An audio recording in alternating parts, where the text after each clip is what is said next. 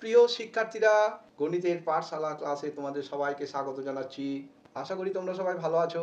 আজকে আমরা গণিতে আয়তঘন চ্যাপ্টার নিয়ে আলোচনা করব।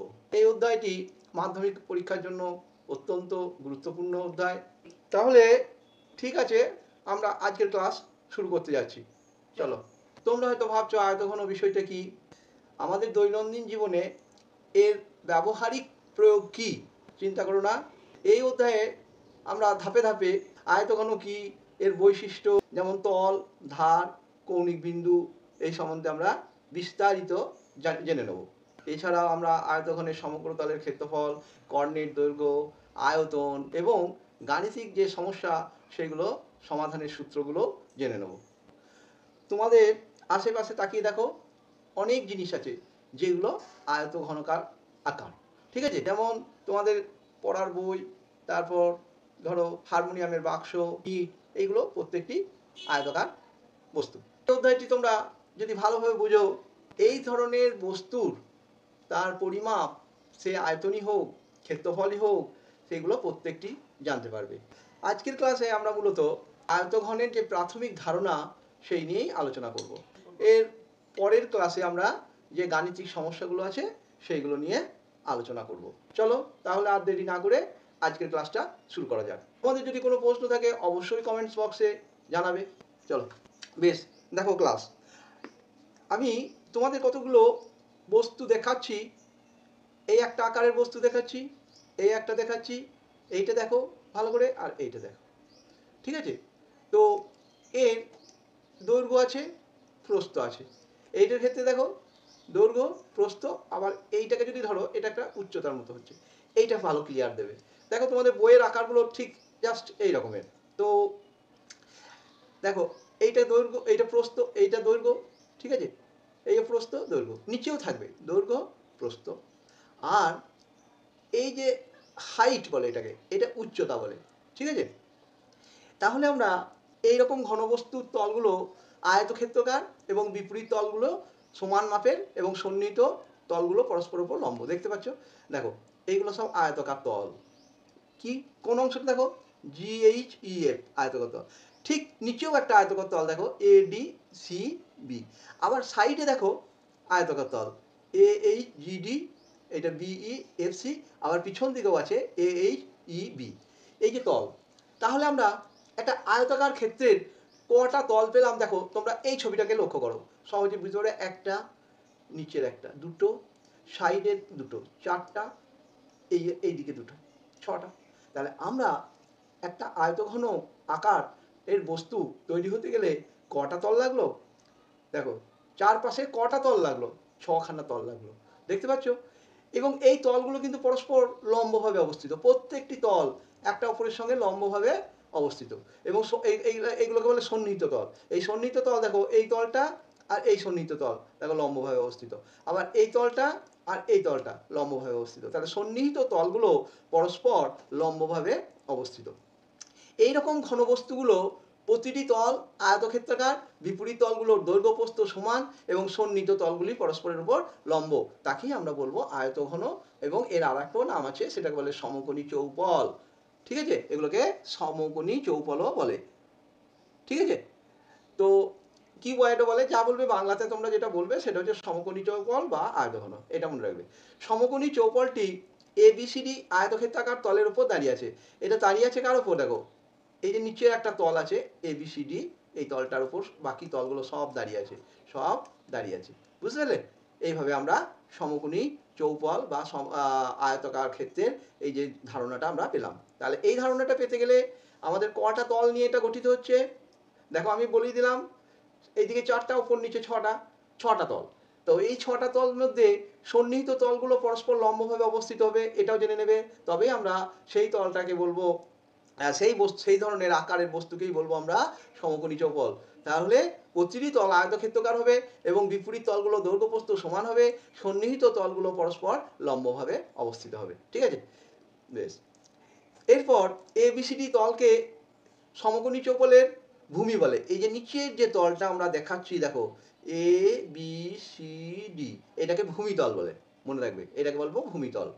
ঠিক আছে, এই অবস্থানে এইবার আয়তক্ষেত্রাকার ভূমি বাহু দুটির একটি দৈর্ঘ্য একটি প্রস্থ বলে, তাহলে এইটাকে আমরা বলবো দৈর্ঘ্য আর এইটাকে বলবো আমরা প্রস্থ, এটাকে আমরা প্রস্থ বলবো। ঠিক আছে, 1 নম্বর সমকোণী চৌপল যেটা আছে, দেখো এর দৈর্ঘ্য এবি, দেখো দৈর্ঘ্য এবি, প্রস্থ বিসি, এটা মনে রাখবে। কিন্তু 1 নম্বর সমকোণী চৌপলের বিই দেখে নাও, এই যে বিই কে কি বলবো, এটাকে বলবো আমরা উচ্চতা, এটাকে কি বলবো, উচ্চতা বলবো, এটা কিন্তু খেয়াল রাখবে, এটাকে উচ্চতা বলবো। তাহলে দৈর্ঘ্য, প্রস্থ আর উচ্চতা হলো সমকোণী চৌপলের মাত্রা। তাহলে কি কি মাত্রা, দৈর্ঘ্য, প্রস্থ এবং উচ্চতা। তাহলে কি কোন মাত্রিক, আয়তঘন ত্রিমাত্রিক, তিনটে মাত্রা থাকবে, অর্থাৎ 3 ডাইমেনশন আকার হয়, দৈর্ঘ্য থাকছে, প্রস্থ থাকছে, উচ্চতা থাকছে, এই জন্যে এগুলো হচ্ছে ত্রিমাত্রিক, মনে থাকবে তো। তার মানে তিনটে মাত্রা, মাত্রাগুলো কি কি, একটা দৈর্ঘ্য, একটা প্রস্থ, একটা উচ্চতা। ক্লিয়ার হয়েছে? আর আমরা সমকোণী চৌপলের তল তো আগেই বলে দিলাম, 6টা তল নিয়ে গঠিত হবে। সমকোণী চৌপলের তল কটা হবে, 6টা, একটা এই সাইডে দুটো, এই সাইডে একটা, তিনটে, পিছন দিকে একটা, 4টা, ওপর দিকে একটা, তাহলে 5টা 6টা কি করে হলো, 1 2 3 4, নিচে একটা 5, দেখো আর উপরে একটা 6, 6টা তল থাকবে। ঠিক আছে, আমরা দেখছি সমকোণী চৌপলের তল কটা হয়, 6টা থাকবে, এটা তোমরা ভালো করে বুঝে নেবে। ঠিক আছে, তাহলে কটা তল পেলাম, 6টা। তাহলে এই ক্ষেত্রে দেখো আমরা তলটা লিখে দিচ্ছি, নইলে এটা হবে 6, আর মাত্রা কটা বললাম, একটু আগেই বলে দিলাম, মাত্রা হবে 3। ঠিক আছে, এই হলো প্রথম চ্যাপ্টার সূচনাটা। নেক্সট দেখো, পরে যে পেজটা, সেইটাতে আমরা সমকোণী চৌপলের সমগ্র তলের ক্ষেত্রফল আমরা কিভাবে বের করব।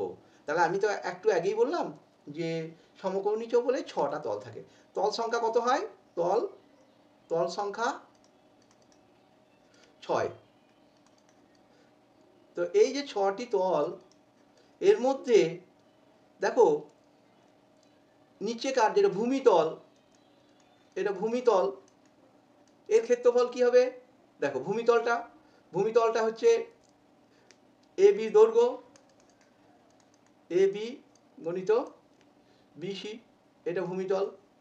ঠিক আছে, ওপরের তলটা কি ক্ষেত্রফল হবে, ওপরের তলটা দেখে নাও, ওপরের তলটা লেখো উপরিতল,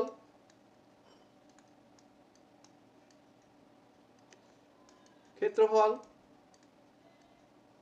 দেখো উপরিতলের ক্ষেত্রফল হবে, দেখো বিএইচ, দেখো বিএইচ আছে, দেখো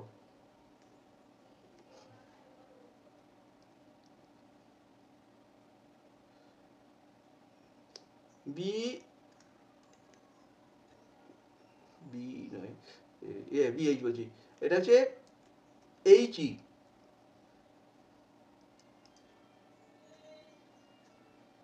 এইচই, আর প্রস্থ একটা ধরে নাও ইএফ। এইরকম করে আরও সাইডের যে তলগুলো আছে সেই তলগুলো আবার লিখতে পারবে। হ্যাঁ, চারপাশে 4টা তল কত আছে, একটা আছে দেখো পাশের যে দুটো তল এডি ইন্টু এইচ, এ একটা আছে, আবার এই সাইডেরও একটা আছে এরকমই, কি আছে বিসি, বিসি ইন্টু বিই, এই একটা তল হলো। তাহলে কটা তল হলো, ও ভূমিতল উপরিতল এগুলো তো দেখালাম, এই হলো আরো দুটো দেখালাম।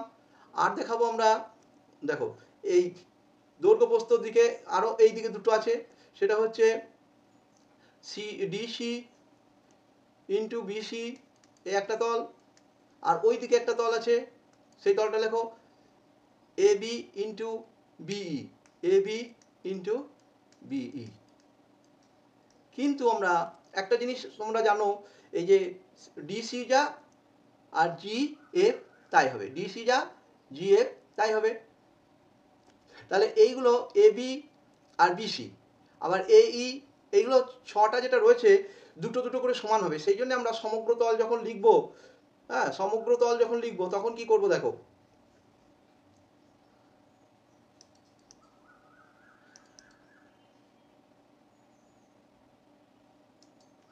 সমগ্র তল আমরা যখন লিখবো তখন আমরা 2 দিয়ে গুণ করে একই ধরনের তলগুলোকে আমরা লিখে দেবো, বুঝলে, সেইগুলোই লিখে দেবো। তো এগুলো আমার এখানে, এগুলো আমি মুছে দিচ্ছি,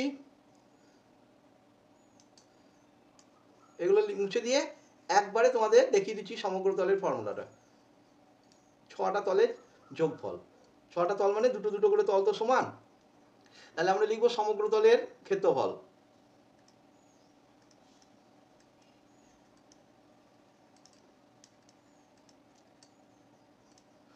কেন 2 দিয়ে গুণ করে নিচ্ছি একবারে, না দুটো করে তল সাইডে সাইডে সমান, ওপর নিচে সমান, পাশাপাশি সমান।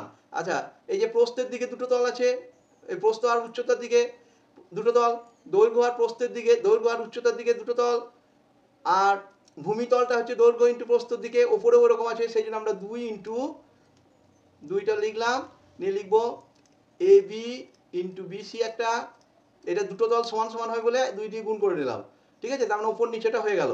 তারপরে লিখবো এ বি ইন্টু বি লিখবো, এ বি ইন্টু বি লিখবো, এ বি ইন্টু বিই লিখলাম, এ বি ইন্টু বি লিখলাম। আর একটা বিসি দিয়ে লিখে নেবো, আর একটা লিখবো বিসি ইন্টু বি, দেখো বিসি ইন্টু বি, তাহলে আমার সমগ্র তলটা পাওয়া গেল, বিসি ইন্টু বিই দিয়ে ব্র্যাকেট করলে। এইবার আমরা দৈর্ঘ্য, প্রস্থ, উচ্চতা এইগুলোকে আমরা যথাক্রমে এ বি সি আকারে লিখি। দৈর্ঘ্যকে এ, প্রস্থকে বি, উচ্চতাকে সি দিয়ে যদি আমরা লিখি, তাহলে এই ফর্মুলাটাকে কনভার্ট করা যাবে কিভাবে, এ বি মুখস্থ রাখতে সুবিধা হবে, ইন্টু বিসি প্লাস সি এ বর্গ একক, বর্গ একক। এবারে এই প্রসঙ্গে একটা বলি, তোমরা মনে রাখবে এ সমান দৈর্ঘ্য, বি সমান প্রস্থ, এটা মনে রাখবে, আর সি সমান উচ্চতা, ঠিক আছে। তাহলে আমরা কি শিখলাম, না সমগ্র তলের ক্ষেত্রফল শিখলাম, কার, না সমকোণী চৌপল বা আয়তঘনের সমগ্র তলের যে ফর্মুলাটা, সেটা আমরা 6টা তলের যোগফল করলাম, এবং যেহেতু দুটো দুটো করে তল সমান সমান, যেমন উপরিতল ভূমিতল সমান, ঠিক আছে। আর এইদিকে যেটা প্রস্থ বরাবর এবং উচ্চতা বরাবর যে দুটো তল তারা সমান হলো, আর কি, আরেকটা হচ্ছে ভূমি ইন্টু উচ্চতা তল দিয়ে একটা সমান হলো, দুটো তল, তাহলে সব দুটো দুটো করে হলে A B BC, A B BE, BC BE নিয়ে আমরা শর্টকাটে যেটা লিখলাম 2 into A B plus BC plus CA এ হলো দৈর্ঘ্য, বি হলো প্রস্থ, সি হলো উচ্চতা, ঠিক আছে। বেশ, আমরা অঙ্কগুলো যখন করাবো তখন আলাদা করে দেখিয়ে দেবো। নেক্সট পাতায় দেখো, এবার আর একটা চিত্র দেখো, এবার একটা চিত্র দেখো, এটা দেখো কিভাবে আমরা কর্ণ দৈর্ঘ্য বের করব। তা এই ছবিটা একটা আয়তঘনের ছবি, ঠিক আছে, এবং একটু আগে যখন প্রথম শুরু করলাম তখন বললাম যে সন্নিহিত তলগুলো পরস্পর লম্ব থাকে, তাই তো। তো এক্ষেত্রে আমরা কর্ণের দৈর্ঘ্য বলতে, দেখো এ বি সি ডি যে ভূমিতল, তার এ বিন্দু থেকে ই বিন্দু পর্যন্ত যে দৈর্ঘ্য, সেটাই হচ্ছে আমার কর্ণের দৈর্ঘ্য, ঠিক আছে। ঠিক কোনাকুনি হতে হবে, এই দিকের এক প্রান্ত, ওই দিকে উপর প্রান্তের একবারে এইটা, এই দৈর্ঘ্যগুলো সেরকম। এই বির সঙ্গে যদি কেউ করে তখন এই বিন্দুটা আসবে, যদি কেউ ডি এর সঙ্গে করে এই ডি এর সঙ্গে এই বিন্দু থেকে, তখন এই বিন্দুটা আসবে, সি এর সঙ্গে যদি কেউ করে এখান থেকে এখানে আসবে। তো বোঝাবার সুবিধার জন্য আমরা এ থেকে ই পর্যন্ত দেখাচ্ছি, এটাই কর্ণ। তো এই কর্ণের দৈর্ঘ্য আমরা কিভাবে নির্ণয় করব, কর্ণের দৈর্ঘ্য কিভাবে নির্ণয় করব। তো আমরা একটু আগেই বললাম যে দৈর্ঘ্য এ বি, প্রস্থ বিসি, দেখো দৈর্ঘ্য এ বি, প্রস্থ বিসি, ভালো করে দেখো, আর উচ্চতাটা বলেছিলাম সিই, এই তো বলেছিলাম। তো প্রথম কাজ হচ্ছে আমার এ সিটাকে বের করে নেওয়া, এ সিটাকে, এই এ সিটাকে বের করে নেওয়া কি করে করব। দেখো তোমরা তো প্রথমেই শিখে নিয়েছো যে তলগুলো, সন্নিহিত তলগুলো পরস্পর লম্ব, যার জন্যে আমরা ভূমিতলে একটা কি পেয়ে গেলাম, দেখো সমকোণী ত্রিভুজ পেয়ে গেলাম ভূমিতলে। তো আমরা পিথাগোরাসের উপপাদ্য থেকে আমরা এই এসিবি সমকোণী থেকে পাবো কি পাবো, এসিবি তলটা থেকে দেখো আমাদের বের করতে হবে এই, এইটা কর্ণ, কর্ণ কোনটা, এই কর্ণ সমান এই। তো এইটা বার করার প্রসেসটা দেখো, দেখো এ বি দৈর্ঘ্য সবসময় মনে রাখবে, এ বি দৈর্ঘ্য, বিসি প্রস্থ, বিসিটা নাও প্রস্থ, আর সিইটা হচ্ছে উচ্চতা, সিটা কি, সি হচ্ছে উচ্চতা, এইটা মনে রাখবে সবসময়, ছবিটা দেখলেই ক্লিয়ার হয়ে যাবে। এবার বের করতে হবে এইটা, এটা কত। তো কি করে করব? তো প্রথমে আমরা ভূমিতলে যে এবিসি ত্রিভুজটা রয়েছে সেইটা নিয়ে নাও। ভূমিতলের যে এবিসি ত্রিভুজটা, হ্যাঁ, ত্রিভুজ এবিসি, এটা সমকোণী, কেননা তলগুলো সবই, এই সন্নিহিত তলগুলো সমকোণে অবস্থিত। এইটা থেকে আমরা এসি স্কোয়ারটা বার করে নাও। এসি স্কোয়ার সমান কি পাবো? এটা তো অতিভুজ, এসিটা অতিভুজ, তাহলে AB square plus BC square, এটা পাবো। ঠিক আছে, তাহলে আমার এসি স্কোয়ারটা বার করলাম। নেক্সট এইবার এইতে চলে যাব। দেখো এসিই এটাও সমকোণী ত্রিভুজ, এসিই এই সমকোণী ত্রিভুজ থেকে নেবো। এটাও একটা ত্রিভুজ থেকে কি পাবো দেখো, ভালো করে দেখে নাও। এইটা কর্ণ, এইটা হচ্ছে ত্রিভুজ এখানে, তাহলে এই স্কোয়ার সমান এসি স্কোয়ার প্লাস ভূমি হলো আর সি, সি স্কোয়ার। ঠিক আছে, আরেকটা পাবো প্লাস দাও সি স্কোয়ার। ঠিক আছে, এবারে এসি স্কোয়ারটা বার করে রেখেছি, এটা এখানে বসিয়ে দাও। অতএব এসি এর মানটা বসিয়ে দাও। এ স্কোয়ার সমান কি পাবো? এই এর মানটা কি, এসি এর মানটা A B square plus BC square. কার মানটা পেয়ে বসালাম? এসিটা, আর সিটা এখানে রইল। বুঝছে? তাহলে এই কি হবে? রুট ওভার হয়ে যাবে। অতএব এই কর্ণ হয়ে যাবে রুট ওভার দিয়ে দাও, রুট ওভার এ বি স্কোয়ার। এটা মুখস্থ করতে হবে। শর্টকাটে মুখস্থ করার জন্য আমি আগেই বলেছি, দৈর্ঘ্য প্রস্থ উচ্চতা করে যথাক্রমে এ বি সি ধরে নেবে। নিয়ে তাহলে কি হবে? আমি তো প্রথম বললাম যে এ বি সমান এ, বি সি সমান বি, আর সি সমান সি। তাহলে ছোট হাতে লিখলে আমরা কি পেয়ে যাব? রুট ওভার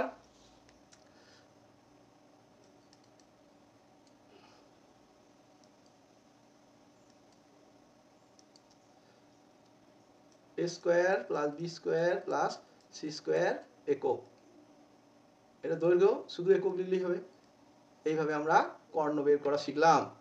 নেক্সট, ভিডিওটি ভালো লাগলে অবশ্যই লাইক করবে, বন্ধুদের সঙ্গে শেয়ার করো। আরও এমন শিক্ষামূলক ভিডিও পেতে আমাদের চ্যানেলটিকে সাবস্ক্রাইব করতে ভুলো না। তোমাদের যে কোনো প্রশ্ন বা মতামত কমেন্টস বক্সে জানাতে পারো। ভালো থেকো, সুস্থ থেকো। ঠিক আছে।